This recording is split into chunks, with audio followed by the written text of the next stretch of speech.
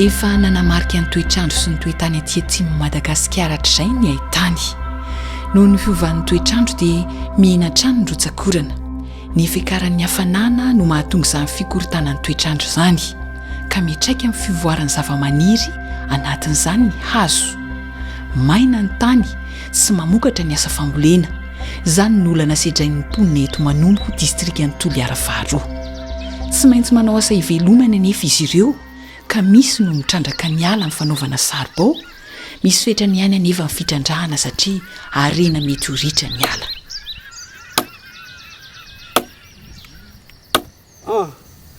Sempotsy koa izao, misy rano manao? Io rano io fe. Talaninao maro fa.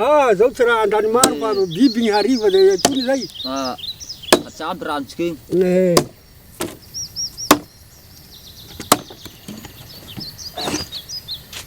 Vera koa zao ka. Kibozaky, dian'ny maray lay, isiky midi. Tsy mba olany rano fa.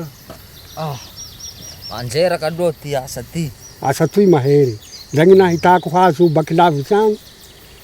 Lalavitsy hazo hitonagno azy kiraikiraiky. Fa magnaly hijano aho zao ranjanaky. Pareraky ngaiko miha be moa ka. Asa manjeraky. Da zao koa tsy te atahanao anio. Tsy zao ro tsy tahiasa. Fa tany toy maiky jita ny hatao.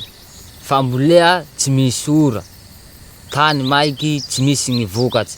Ny henoko tamy radio. Fa napatapahala toy io tsy mahalatsakory io. Maika mijaly tsy le henaniky zao laha fa lany hazo. Zary lasa olana miodikodina sy mifampiankina no iainan'ny olombelona. Anisan'ny mahatonga ny fiakaran'ny hafanan'ny tany izay mahatonga ny fiovan'ny toetrandro ny fanapahana ny hazo. Noho ny tsy fahombiazan'ireo seha-piariana hafa toy ny fambolena sy ny fiompiana nefa, dia miantehitra amin'ny alina indray ny olona mba hivelomany. Raha tsy voavaza ny olana amin'ny fampiankina izany dia ho sahirana isika. Inona ary no atao hiatrehana izany? Fomba iray efa ahitana vokatra eo amin'ny fivelomana ary ahafahana mitsinjo ny alana nahary ny fambolena hazo hotrandrahana. Aty amin'ny distrikana Ankazobe, ho fitsinjovana ny tontolo iainana, misy ny voly hazo natokana ho amin'ny arina fandrehitra. Tena tansina nambolena hazo amin'ity toerana tia dia lezana atao kitay fandrehitra ho ny hamasirana Antananarivo sy ny manodidina. Ary ihany koa natao ihany koa hanampiana tasa amin'ny fampidiram-bola isan-tokantrano. Lezana le zany hoe hampandraisina andraikitra ny olona tia ambanivohitra amin'ny alalan'ny fanaovana charbon. Ny dingana manaraka anisan'ny tafiditra ihany koa moa zany hoe mahazo karatrany ny olona izay mamboly hazo izay arahana amin'ny projet IMDAF izay atao hoe ARSF izay mikarakara ny karatany rehefa voly hazo ny tany ary voakarakara ny tompony. Noho ny fiovan'ny toetrandro dia ahina ny ampihena ny vatsin-drano any ambanin'ny tany. Azo atao tsara nefa ny manamaivana deny izao izay mety ho vesatra eo amin'ny tontolo manodidina. Arovana deny izao ny loharano sy ny lemaka, ahazoana ny rano ary arenina ny zavaboary manodidina azy.